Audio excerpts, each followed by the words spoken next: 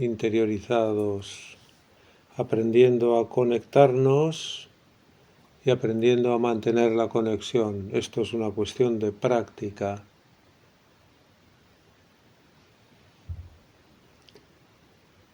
El ego es amigo del drama, de la tragedia. Tiene este sentido dramático y trágico de la vida.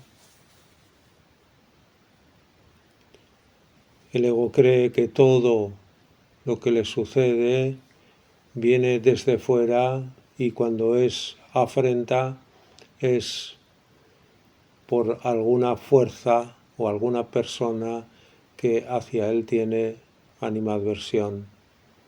Y cuando las cosas son favorables es que él se merece que la vida le sonría.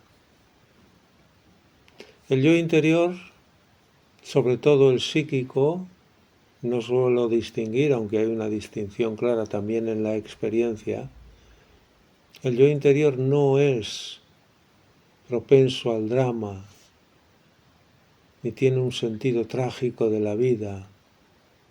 Tiende siempre a la serenidad, a la ecuanimidad, a la expresión medida de toda experiencia, a valorar en su justa medida lo que sucede, las relaciones con el exterior y sobre todo tiene una perspectiva que aquello que vive, situaciones, experiencias, relaciones, tienen un contexto mayor, están en función de un proceso mucho más amplio, individual como evolución, universal dentro de un proyecto o de una expresión universal evolutiva de la consciencia de la divinidad en el mundo y en el universo.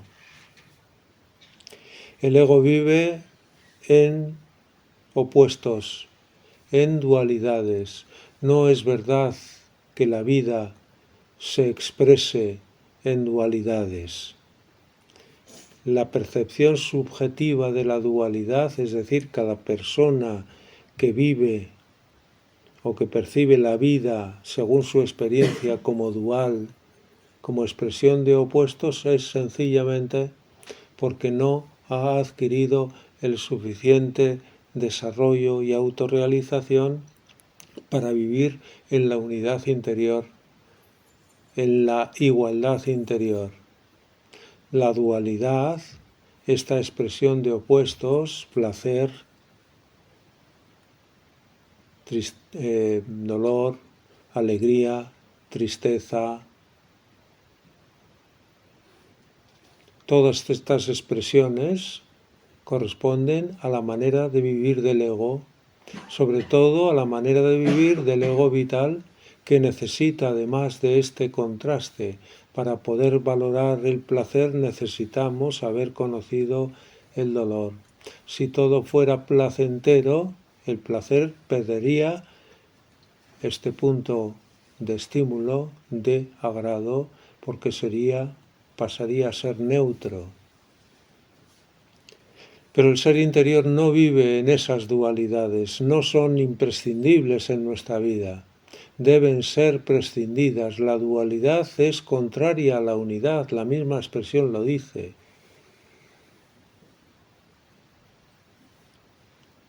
Y por tanto sucede esta manera de vivir, alteración y alternancia entre opuestos, sucede porque vivimos en la consciencia exteriorizada que responde continuamente ante los estímulos con agrado o desagrado y sus derivados, y que son hábitos de respuesta totalmente establecidos contra los que no podemos luchar porque ni siquiera somos conscientes. El ser interior, cuando se da la unidad en nuestro ser entre el exterior y el interior, no existe la vivencia dual de las cosas. No existen estos opuestos que se alternan. Es verdad que existe noche y día, luz y oscuridad, pero son fenómenos físicos que no tienen que ver con la vivencia de dualidad entre opuestos o de alternancia entre opuestos que vive el ser humano dentro de su manera de vivir bajo la dirección del ego.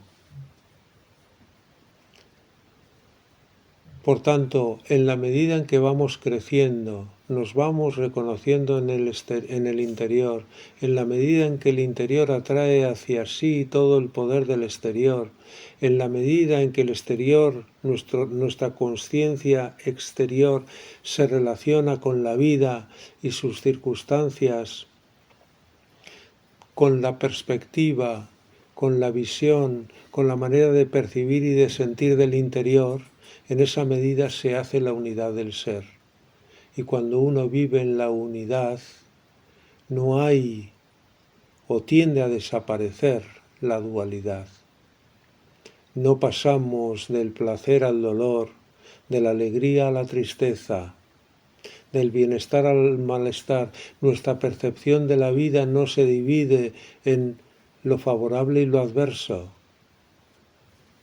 No existe esa distinción. La adversidad simplemente es una circunstancia y lo favorable es otra circunstancia.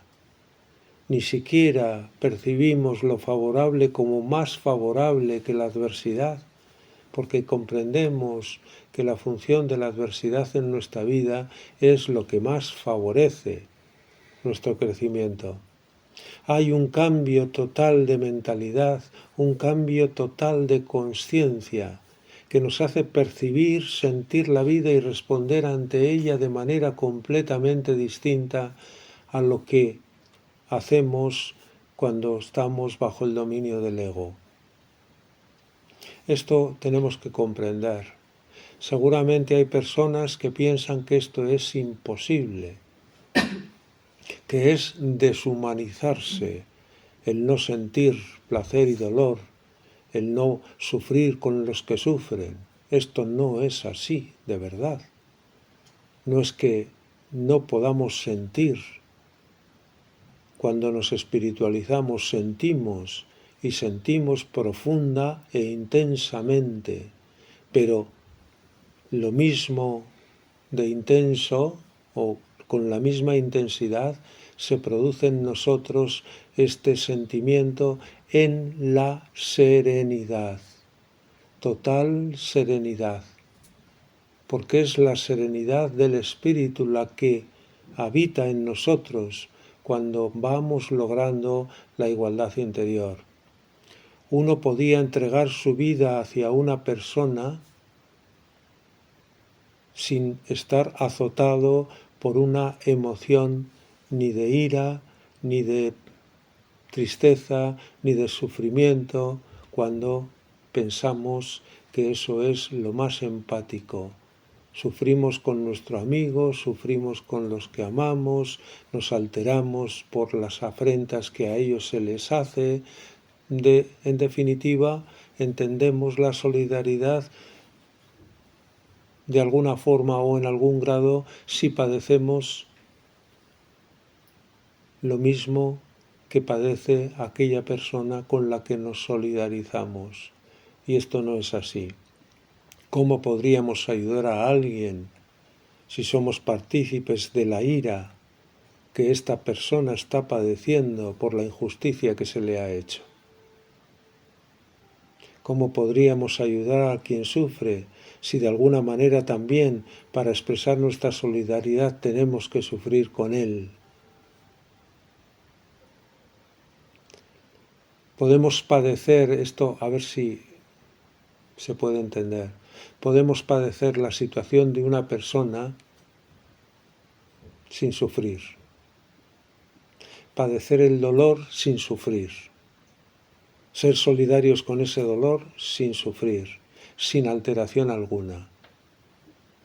Y nuestra entrega no depende de las emociones que sintamos, depende del corazón, del alma profunda que se entrega, que siente una unidad intensa con las personas, con los seres, y actúa y se entrega en consecuencia.